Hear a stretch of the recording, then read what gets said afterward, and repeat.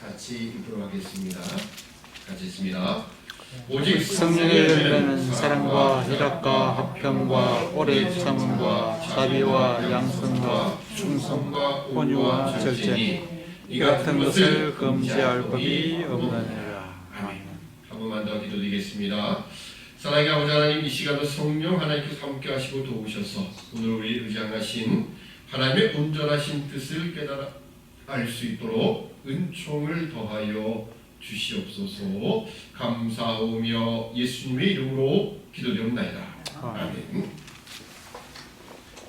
오늘 가라서 5장 22절 23절 말씀을 통하여 성령의 열매 8번째 열매인 온유에 관해서 같이 은혜를 나누고자 합니다. 우리 계속 확인하는 바지만 성령을 좇아 살면 우리에게 사실은 당연히 귀결되는, 당연히 맺혀지는 열매, 그걸 우리가 확인해 보고 있습니다.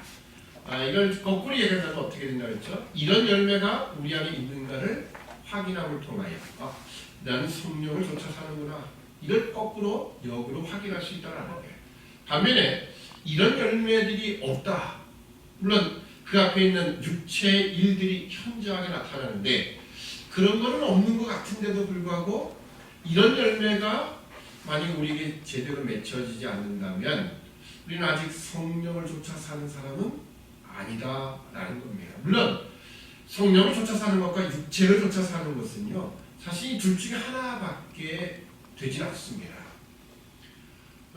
중립지대라는 게 없어요. 가운데 서서 내가 성령을 좇아 살지는 못하지만 그래도 나는 육체를 따라 살지는 않는다, 그런 법은 없습니다. 둘 중에 하나인 거예요.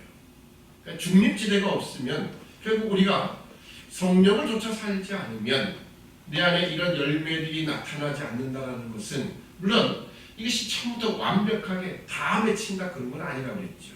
서서히 조금씩, 그리고 그 열매도 많은 것이 한 번에 열리는 것이 아니라 조금씩 하나씩. 여러분, 포도나무도 우리가 심어보지만 처음에 이 포도 열매가 될 때는요, 정말 이거 먹을 수 있을까 할 정도로 아주 듬성듬성, 그것도 몇 개 안 열리다가 그 다음에 한해 지나면 더 많이 열리고 더 풍성하게 열리고, 물론 이제 가지치기를 해야만 더 이제 알차게 우리가 먹을 수 있을 만한 열매가 맺혀지는 거죠. 그러니까 처음에 완벽하게 맺혀지는 과일나무는 하나도 없습니다. 처음에는 부실하고 연약한, 그리고 조금밖에 안 되지만 그것이 해가 거듭되면 더 풍성한 열매가 맺혀지는 것처럼, 어떻게 보면 성령의 열매도 우리가 성령을 좇아 살면 처음부터 완벽한 것이 아니라 조금씩 더 나은 사람, 더 이런 열매가 확실히 드러나는 사람이 된다라는 겁니다. 자, 그래서 우리가 8번째 열매인 온유에 관해서 우리 함께 생각해 보고자 하는데요. 이 온유함이라는 단어는 이게 헬라어 성경이니까요. 헬라어는 프라우테스라는 단어입니다. 근데 이것을 영어 성경에서는 번역을 할 때 거의 두 단어로 번역을 합니다. 하나는 젠틀리스라고 하는 단어이고 하나는 미크니스라는 단어입니다. 젠틀 그러면 여러분 아시죠? 젠틀하다. 참 젠틀하다. 그래서 신사라고 할 때 젠틀맨. 제가 생각해요. 왜 외국 사람들은 레이디스 앤 젠틀맨 그럴까요? 왜, 물론 이제 레이디라는 말이 숙녀라는 말도 그 안에 의미가 있지만 왜 젠틀이라는 것을 꼭 남자한테만 붙여가지고 젠틀맨이라고 했을까? 그런 의문점도 한번 생기더라고요. 그러니까 남자는 좀 신사적이지 않으면 이게 별 볼 일 없어서 그런 것 같아요. 남자는 정말 신사적이어야 된다. 그래서 아마 일부러 강조하는 것이 아닌가 그런 생각을 해봅니다. 이 젠틀하다, 점잖다, 또는 온유하다, 온순하다, 그런 의미를 가지고 있습니다.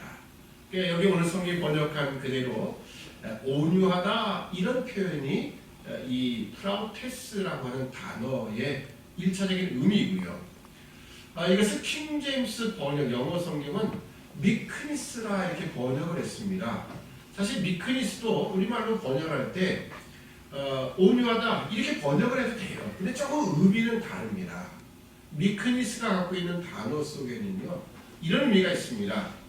노예들, 특히 이 헬라어 성경이 이 신약 성경이 기록될 당시는 노예 제도가 있었던 시절이거든요. 그리고 이 프라우테스라는 단어가 쓰이는 의미 자체가 그러니까 노예들이 그 주인에게 고분고분해야 되는, 굴종해야 되는 의미로, 그 굴종의 의미로 이 프라우테스라는 단어가 쓰였습니다. 그래서 이것을 굳이 킹 제임스 성경은 미크니스라 이렇게 번역을 한 거예요. 그러니까 요즘 나오는 모든 영어 성경들은 다 젠틀리스라고 이렇게 번역을 합니다. 이거 말해서 점잖다, 아니면은 온유하다, 온순하다 이런 표현을 많이 강조하는 단어이고요. 미크니스는 그 말 자체가 노예가 그렇죠, 불종하는 그런 의미가 조금 더 강조된 겁니다. 그래서 왜 킹 제임스 번역은 그걸 미크니스라는 단어로 굳이 번역을 했을까라는 생각을 좀 해보게 됩니다. 그런데 좀 이따가 우리가 확인하게 될 것입니다. 그래서 이 단어의 의미 자체는 이렇게 두 가지 의미를 좀 포함한다. 뭐 미크니스나 젠틀리스 똑같이 온순하다, 온유하다 이렇게 번역을 해도 상관은 없습니다. 그렇지만 그 내용 자체는 조금 의미가 다르다라는 겁니다. 이 온유함이라는 이 말 속에는 이 온유함을 표현할 때 성경에서는 사실 대표적인 사람을 소개할 때 우리 잘 아는데 예수님이 온유함의 대명사이시죠. 나는 마음이 온유하고 겸손하니 라고 하는 마태복음 11장 29절의 표현처럼, 또 스가랴 9장 9절 말씀 보면 메시아가 겸손한 왕으로, 겸손의 왕으로 나귀를 타실 것을 예언했는데요. 그때 쓰여진 단어 겸손이라는 단어가 사실은 원래 헬라어로 말하는 프라우테스 단어입니다. 근데 히브리어인데요. 히브리 단어의 이 프라우테스의 그 원형이 뭐냐면 아나우라는 그런 아나부라는 히브리어입니다. 그것이 바로 영어로 번역하면 젠틀리스 또는 미크니스라는 단어입니다. 그러니까 아나부 이런 단어입니다. 이게 똑같은 단어인데 우리 개혁성경은 그것을 겸손이라고 표현을 했습니다. 겸손. 예를 들어서 오늘 우리가 나는 마음이 온유하고 겸손하다 할 때 영어 성경은 뭐라고 썼냐면요. 앞에는 온유함을 젠틀이다. 그리고 뒤에는 겸손을 험블이라고 했습니다. 근데 아나브라든지 프라우테스라는 단어의 의미 안에는요. 젠틀이나 험블이 다 들어가 있어요. 다 들어가 있습니다. 그러니까 온유와 겸손을 어떻게 보면 떼려야 뗄 수 없는 그런 의미입니다. 온유하기 때문에 겸손한 거고요. 겸손한 사람은 온유할 수밖에 없다는. 그러니까 나는 마음이 온유하고 겸손하다라고 하는 그 말은 어떻게 보면 같은 의미, 어떻게 보면 같이 따라다닐 수밖에 없는 그런 단어입니다. 그래서 때로는 이 단어가 어떤 때는 온유함으로 번역이 되기도 하고 겸손으로 번역이 되는 거예요. 그래서 스가랴 9장은 그것을 온유로 번역을 안 하고 겸손이라고 번역을 한 겁니다. 그렇지만 예수님은 나는 온유하고 겸손하다라고 하셨으니까 그것이 뭐 전혀 다른 뜻도 아니고 같은 의미다라고 우리는 보면 될 것입니다. 그래서 예수님은 온유함의 대명사이시다라고 우리가 먼저 확인해 보고요. 두 번째 사람은 누구냐면 바로 모세입니다. 민수기 12장 3절에 보면 이 사람 모세는 그 온유함이 지면의 모든 사람보다 승하다라는 것은요. 그 모든 사람보다 더 온유하다 이런 뜻입니다. 그러니까 이 온유함을 표현할 때 우리는 구약과 신약 이 그러니까 예수 그리스도와 모세를 우리가 꼬집어 볼 수 있습니다. 그래서 우리가 먼저 모세를 먼저 확인하고 그리고 예수 그리스도를 다시 한번 확인해 보려고 합니다. 자, 모세가 그 사람의 온유함이 지면의 모든 사람보다 더 온유했다, 승했다라고 하는 그런 표현을 쓰는 것을 보면 어떻게 보면 참 대단한 표현이라는 생각이 들게 됩니다. 여러분 모세가 어떤 사람인가 우리가 다시 한번 과거로 되짚어 가보면 모세는 그래서 건짐을 받은 자, 근데 실제로 이름의 뜻은 건진다라는 뜻을 가지고 있고요. 그것처럼 모세는 궁극적으로는 이스라엘 백성, 이 유태민족을 마치 물에서 다 건져내는 역할을 하는 사람이 바로 모세였고 그 사역의 뜻을 가지고 모세라는 이름을 붙여지게 됩니다. 근데 이 모세가 왕자로서 공주아들 왕자로서 40년간 이집트 궁에서 자라게 되죠. 거기서 교육을 받습니다. 근데 그가 이제 이집트 백성과 이스라엘 백성들의 그 관계를 보면서 막 분노해가지고 어떻게 했습니까? 이집트 관리를 하나 때려 죽인 적이 있었죠. 막 자기 동족인 줄 알아요. 자기 유모가 바로 자기의 어머니였으니까요. 그래서 그 어머니 밑에서 자란, 그래서 자신이 유태인이라는 것을 알았던 이 모세는 동족에 대한 어떤 그 감정이 있었겠죠. 생각이 있었습니다. 그래서 이집트인이 관리인이 그 동족 히브리인을 때리는 것을 확대하는 것을 보고서는 그 이집트인을 때려 죽였어요. 여러분 사람을 때려 죽인다는 그 성품은요 도대체 어떠한 사람일까요? 온유한 사람은 절대 그럴 수는 없습니다. 우리 보통 온유한 사람을 할 때 물론 그것이 나약함도 표현되겠지만 개미 한 마리 못 눌러 죽이는 사람이 있죠. 벌레 하나 이렇게 제대로 못 눌러 죽이는 사람이 있습니다. 뭐 그걸 꼭 심성이 약하다라고 표현하지만 온유하다, 온순하다 이런 표현을 쓰죠. 온순하기 때문에 누가 누구에게 해를 끼칠 수 없는 거예요. 근데 여러분 모세는 어떤 사람이었다고요? 사람을 자기 비록 동족이지만 때려 죽이는 그 동족에서 이집트인을 때려 죽이는 그런 자리에 있었던 사람이 바로 모세였습니다. 물론 자신은 내가 이런 일로 인해서 한번 내가 힘을 써서 내 동족을 구원해 봐야겠다라고 생각을 했던 사람이지요. 자, 근데 그 모세가 어떤 사람이 되었느냐? 하나님은 그를 40년 동안 광야에서 그냥 아무것도 할 수 없는 사람처럼 만들어 버리시죠. 아무것도 할 수 없는 사람처럼 만들어 버리십니다. 이제는 더 이상 힘도 제대로 쓸 수 없고 그리고 의지나 용맹 이런 것조차도 다 수그러든 그런 사람으로 오늘 우리 말 표현하면 쑥맥처럼 만들어 버리시죠. 그리고 나서 그를 80세 때 하나님 부르십니다. 야 가서 내 백성을 이끌어내라. 아니 무슨 소리입니까? 제가 젊었을 때 내가 힘 있고 용기 있고 그리고 뭔가 할 만한 그 의지가 있을 때 그때는 안 도와주시더니 왜 이제 나한테 내가 지금 뭐 할 게 있다고 뭐 지금 할 수 있는 게 있다고 지금 그렇게 나한테 말씀하십니까? 그때도 사실은 뭐 다른 힘, 뭐 외부적인 몸으로 할 수 있는 것들은 다 죽었을는지 몰라요. 근데 뭐만 남았습니까? 하나님 앞에 혈기 부리는 것만 남았던 사람이 바로 모세입니다. 하나님 됐어요. 저는 안 가겠습니다. 전 못 가겠어요. 얼마나 버티겠어요. 하나님이 모세에 대해서 노하셨다라고 표현합니다. 마지막 같은 거라면 저는요 입이 뻣뻣하고 둔해서 말을 못합니다. 그게 저는 안 돼요. 저는 갈 수 없습니다. 그 하나님이 화를 내시면서 내 형 아론이 있지 않느냐 가라. 결국은 마지 못해서 끌려가는 것이 바로 모세의 모습이었습니다. 그랬던 모세가 10가지 재앙과 그리고 홍해의 그 놀라운 하나님의 손길을 보고 그가 하나씩 변화가 되죠. 어떻게 보면 모세 한 사람의 입장 속에서 본다면요 하나님은요 그를 온유한 사람으로 만들어내신 거예요. 바울이 어떻겠습니까? 바울 되기 전 사울이었을 때 그는 예수 믿는 자들을 잡아 죽이는데 살기가 등등했던 사람입니다. 근데 그가 후에는 예수 그리스도를 위하여 실제로 자신이 다른 사람에 의해서 핍박받고 고난을 받대 얼마나 그런 자리가 심했는가 마치 사형 선고를 받은 사람처럼 되었다는 거예요. 근데 한 번도 그 부분에 대해서 자신이 어떠한 과거의 사울 때 가졌던 그런 모습을 한 번도 표현한 적이 성경에는 없습니다.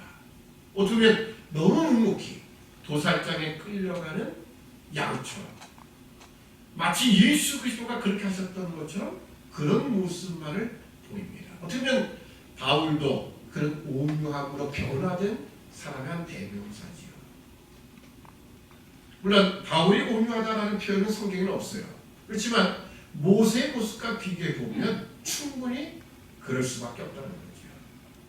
오늘 모세는요, 그런 혈기가 등등하고 자기 힘과 지혜와 자기의 모든 힘으로 뭔가 이루어낼 거라고 생각했던 그 사람이 나중에는 어떤 평가를 받느냐? 그 사람의 온유함이 지면의 그 어떤 사람보다도 더 온유했다. 이렇게 성경이 평가, 아니 하나님이 평가를 해주시는 자리에 이르렀다는 겁니다.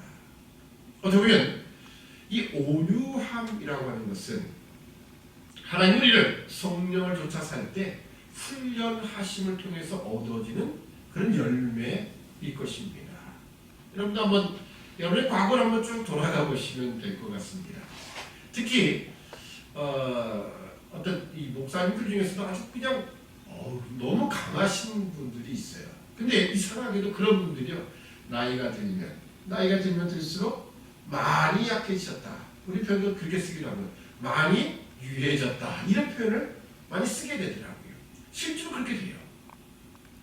그 왜냐? 단순히 나이가 많아서 그리고 자기가 점점 끝으로 몰려가니까 그런 거라기보다는 하나님이 그를 좀 더 만드시는 과정이겠죠. 좀 더 온유한 사람으로 만들어 내시는 걸 겁니다. 사실 사람은 모두 다 그래요. 다 얌전해 보여요. 다 성격이 괜찮아 보여도요, 어떤 상황이 부닥치면 터뜨려주는 부분이 있습니다. 그럴 때 우리는 그 속에서 우리는 성령의 사람으로 이 온유함을 쫓아가는데, 그래서 이제 두 번째 우리는 이 예수 그리스도, 물론 예수 그리스도를 우리가 평가를 할 때 하나님이시니까 그럴 수 있지라고 생각해 보면 안 됩니다. 성자 하나님이신 예수 그리스도는 분명히 우리 인간의 몸을 입고 오셨어요. 완전한 사람으로 오신 겁니다. 그리고 우리 인간이 가지는 모든 것을 다 경험하신 거예요. 그런 차원에서 우리가 예수 그리스도의 그 온유함과 겸손함을 보는 겁니다. 물론 예수 그리스도께서는 선제적으로 온유함을 갖고 계시는 거죠. 완벽한 온유함을 갖고 계시는 겁니다. 그것을 훈련해서 온유함을 완성시키다 그런 의미는 아니에요. 단지 우리가 예수 그리스도의 온유함을 이야기하는 것은요, 우리의 모본으로 우리가 그 온유함을 따라가는 겁니다. 그 온유함을 따라가는 그 지침이 어디 있느냐, 바로 마태복음 11장 29절 이하에 있는 겁니다. 마태복음 11장 29절 30절 말씀 제가 읽어드리겠습니다. 나는 마음이 온유하고 겸손하니 나의 멍에를 메고 내게 배우라. 그러면 너희 마음이 쉼을 얻으리니 이는 내 멍에는 쉽고 내 짐은 가벼움이라 하시니라. 아멘. 나는 마음이 온유하고 겸손하니 나의 멍에를 메고 내게 배우라. 이렇게 말씀합니다. 그러면 너희 마음이 쉼을 얻는다. 왜냐하면 내 멍에는 가볍고 이거는 쉽기 때문이다. 그러니 내 멍에를 메고 배우라, 내게 배우라는 겁니다. 이 배운다는 의미 속에는 단지 지식적으로 들어서 안다 그런 개념은 아닙니다. 같이 학습해지고 경험해서 그래서 체득된다라는 의미겠지요. 왜냐하면 이 이스라엘 사람들의 농사법은 소가 혼자 멍에를 메는 게 없습니다. 항상 결이에요. 두 마리 소를 한 멍에에다 메는 겁니다. 그래서 내 멍에를 맨다라는 것은요, 나와 함께 같은 멍에를 메자 그런 뜻입니다. 예수님과 함께 멍에를 메고 배우는 거예요.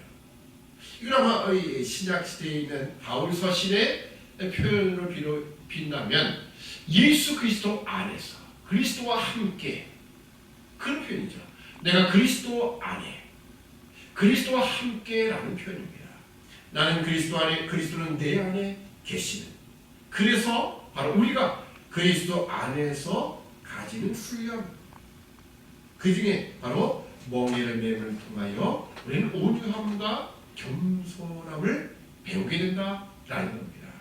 어떻게 보면 성령을 쫓아 산다는 것은 내 안에 계신 그리스도, 그분을 따라서 함께 이 멍에를 맴을 통하여서 우리는 이 온유함과 겸손함의 우리 열매가 자연스럽게 맺혀질 수 있다라는 겁니다. 근데 우리가 예수님은 나는 마음이 온유하고 겸손하다. 그러니 내 멍에를 함께 매자.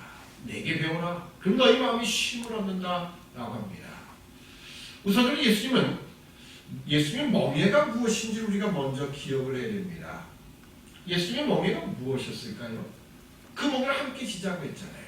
예수님의 멍에는 이 땅에 오셔서 결국 십자가를 지시는 거였습니다. 십자가를 지시는 거예요.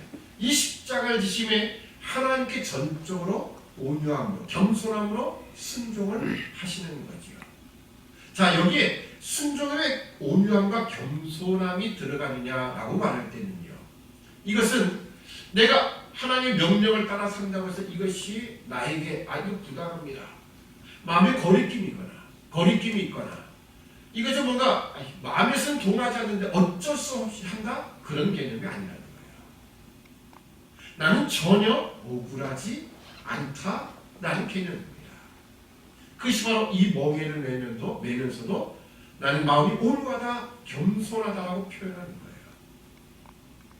그래서 예수님은 마태복음 16장에 보면 베드로의 그 고백 이후에 누구든지 나를 따르거든 뭐라고 합니까? 자기를 부인하고 자기 십자가를 지고 나를 좇을 것입니다. 결국 예수 그리스도로 함께 멍에를 맨다는 것은 우리가 그 십자가를 같이 지고 나가는 거예요. 물론 우리가 다른 사람을 위한 대속 사역에 그 십자가를 진다는 의미는 아니죠. 우리도 똑같이 예수 그리스도와 함께 이 십자가를 내게 해당되는 십자가를 지는 거예요. 그건 바로 오늘 예수님이 멍에를 맸다는 것과 같은 겁니다. 결국 어떤 멍에를 매냐, 그 멍에를 맬 때 이 멍에가 나에게는 부담하다, 짐이다, 나 이거 못 매겠다, 나 억울해서 못 매겠어, 그런 것이 아니라 나는 그렇지, 이것이 하나님이 주신 것이라면 나는 맬 거야 라고 하는 겁니다. 그게 바로 온유함이라는 겁니다. 우리는 그런 훈련을 해나가는 거예요. 어떻게 보면 성령의 열매는 어떤 것들은 물론 다 어떻게 보면 훈련이 되고 연습이 되어서 이런 사람으로 더 열매가 강화되는 것도 있지만 어떤 것들은 자연적으로 이게 될 수도 있는 것도 있습니다. 근데 이 온유함은 철저하게 같이 훈련하는 거예요. 자기를 부인하고 자기 십자가를 지고 나를 쫓는다, 나를 쫓아야 된다, 예수 그리스도와 함께 더불어 이 일을 끊임없이 계속 해나가야만 우리가 그 온유함이라는 온전한 열매가 맺혀진다는 겁니다. 우리가 이 세상을 살아갈 때, 신자로 살아갈 때 사실은 하나님 내가 꼭 매야겠습니까? 꼭 이걸 해야 되겠습니까? 라고 하는 경우가 참 많습니다. 때로는 하나님 이건 부담합니다. 왜 부담하다고 생각합니까? 저 사람은 아닌데 왜 저 사람은 저렇게 좋은 길로, 괜찮은 길로 계속 하나님이 만들어 주시고 왜 나만 꼭 이런 길을 가야 됩니까? 라고 하는 경우죠. 왜 저만 꼭 가난해야 되겠습니까? 라는 경우겠죠. 저 사람 왜 저 정도 해도 그냥 저렇게 대충 하는 것 같은데 하나님, 자녀들은 다 그냥 잘 되는데 왜 내 자녀들만 꼭 이래야 합니까? 라는 그런 부당하다는 생각을 가질 때가 있습니다. 거기에 우리는 온유함이 필요한 거예요. 그 온유함이란 뭐냐? 바로 이 일이 하나님이 나에게 어떤 더 큰 목적들을 갖고 있고 또 나에게 가장 적합한 것이기 때문에 주셨다. 이 결코 부당하지 않다라는 거예요. 나는 이 일을, 이 내 상황을 받아들이며 가는 길, 이 십자가의 길이 결코 억울하지 않다. 이게 바로 온유함이라는 겁니다. 제가 이 온유함이라는 것은 연습이라는 말을 좀 자꾸 쓰게 되는데요. 다시 한번 모세로 돌아가 보면 이 모세 속에 아까 모세는 훈련이 됐다라고 제가 말씀을 드렸죠. 이 프라우테스라는 단어에 그 굴종이라는 말도 들어가 있다. 노예들에게 해당돼요. 노예가 당연히 그 주인에게 굴종이 돼야 된다는데요. 여러분 우리도 과거에는 노예라기보다는 우린 종이라고 보통 표현했죠. 종. 그 신분 자체가 종으로 태어나는, 그래서 우리나라는 종 제도가 있었는데요. 신분으로. 어떤 종들은 보면 그 가정에서 태어나고, 근데 이제 원래 태생적으로 노예, 종의 신분 태어나면요, 당연히 그런 줄 알고 살아가요. 근데 과거 이 헬라 시대 때 헬레니 문화 속에서의 이 노예는요 좀 다릅니다. 왜냐하면 물론 자기 부모가 노예였기 때문에 태어나면서도 노예 신분으로 태어난 사람도 있지만요, 정복에 의해서 또는 반역이라든지 여러 가지 많은 문제, 우리나라도 옛날에 그 반역자의 집안은 어떻게 합니까? 그죠? 당사자 남자들은 다 죽이고 여자들은 관노로 다 보내버리죠. 그럼 갑자기 하루아침에 내가 양반이었다가 권세가였다가 하루아침에 몰락해가지고 노예 신분이 되는 거예요. 근데 이 헬레니즘 문화는요, 이게 워낙 많았습니다. 과거에는 조금 전 얼마 전에 왕자였는데 하루아침에 노예가 된 거예요. 그럴 수 있습니다. 그러니까 그런 사람이 쉽게 그 주인에게 항복하고 굴종하겠습니까? 그렇지 못해요. 막 엄청나게 반항을 하고 그 다음에 결국은 나중에 체념을 하게 되고, 그래서 주인의 말에 고분고분 따라가는 모습이 있겠죠. 우리 김장수님 기억이 나실 겁니다. 과거에 우리 몽골 2006년에 갔었을 때에 그때 이제 그 선교사님이 보여준 한 가지 장면이 있었어요. 말. 그 몽골은 그냥 말을 다 방목을 해서 거기 키웁니다. 근데 사람이 필요해서 탈 말들도 필요하거든요. 근데 그 말들이 쉽게 이렇게 굴종하는 게 아닙니다. 어떻게 굴종하냐? 그래서 옛날에 서부국들 보면 그런 말들 붙잡아가지고 어떻게 합니까? 사람이 타가지고 계속 얘가 지칠 때 네가 지치나 내가 지치나 보자. 떨어지지 않고 계속 붙들려 있으면 언젠가는 말이 지쳐가지고 그 주인에게 순종하는 거예요. 근데 몽골은 어떻게 했냐면 그렇게 하지 않고요, 이 말을 갖다가요 땅바닥에 거의 한 뭐 이 정도 되게끔 밧줄로 해서 그냥 꼭 묶어놓습니다. 바닥에다가. 그러니까 고개를 들 수가 없어요. 풀도 못 뜯어먹고요. 그렇게 놔둬요. 그렇게 여러 마리를 묶어놓습니다. 그치 왜 저렇게 해놨느냐 이제. 왜 다른 말들은 다 총으로 그냥 마음껏 뛰어들고 다니는데 그 말들만 그렇게 한 대여섯 마리 이렇게 묶어놓은 거예요. 그 바닥에다가. 아니 왜 저러지? 그게 바로 말을 훈련시키는 거예요. 쟤들은 앞으로 사람이 타고 이제 다른 목적으로 쓴 말들이라는 거죠. 그렇게 굴종을 시키더라고요. 마치 그것처럼 이 과거의 헬레니즘 문화 속에 많은 정복 전쟁이 있었고 그로 인한 노예들, 그 노예들을 훈련시키는, 굴종하게끔 만드는 이 단어가 바로 이 온유함이라는 단어예요. 미크니스입니다. 그래서 어쩌면 이건 우리가 물론 노예들이 어쩔 수 없이 내가 지금 우리나라가 나라를 빼앗기고 내 권력을 다 빼앗겨서 그렇지 좋아. 내 마음속에 언젠가 내가 복수하고 말겠다. 그런 것은 아니고요. 왜? 우리는 그리스도에게 그런 마음이 가는 게 아니죠. 오늘 우리는 자발적으로 하나님 우리를 택해 주시고 그의 자녀 삼아 주시고 그리스도의 그 구속으로 말하면 우리를 하나님의 자녀 삼아 주셨기에 우리는 기쁜 마음으로, 미쁜 마음으로 내가 주 앞에 내가 온유함으로 나갑니다. 이것이 굴종이 아니라 세상이 말하는 권력 앞에 굴종이 아니라 자발적인 나의 마음을 드리는 겁니다. 그런 온유함이 우리 안에 있어요. 근데 이것은 하나씩 훈련해 나가요. 내 주장과 내 마음대로 하려고 했던 모든 것들 하나씩 끊어가며 결국 그리스도에게 온전히 온유함으로 겸손함으로 순종해 나가는 자리.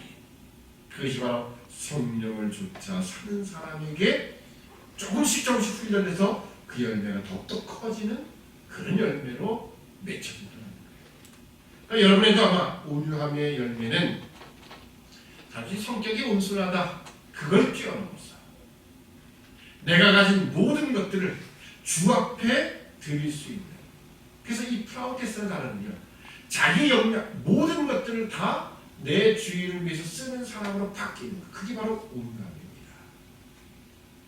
제가 아까 말을 훈련시키는 게 있지만 그 많은 말들 중에서 어떤 말을 고르겠습니까? 여러분이 탈말을 쓴다면 가장 쟤는 보니까 그 옛날엔 천리만 하는 자, 얘는 천리를 달릴 수 있는, 하루에 천리를 달려갈 수 있는 말이야. 아주 귀한 말이죠. 명말을 이야기는 내가 내 거 삽니다. 그래요. 그러니까 걔를 훈련시켜야 되는 거야. 그냥 가만히 타고 있어도 비리비리한 놈은 반항을 못하죠. 그냥 가만히 있어도 그냥 주인에게 순종할 수밖에 없는 그것이 아니라 이 온유함이라는 것은 내가 가진 모든 역량, 이 모든 것들을 내가 그리스도를 위하여 그 하나님의 나라를 쓸 수 있는 사람으로 바뀌어지는 거예요. 모세가 그렇게 바뀌어진 겁니다. 하나님을 위하여, 그 나라를 위하여, 하나님의 뜻을 위하여, 그 백성을 위하여 펼쳐낼 수 있는 사람으로 바뀌어지는 거예요. 그게 온유함입니다.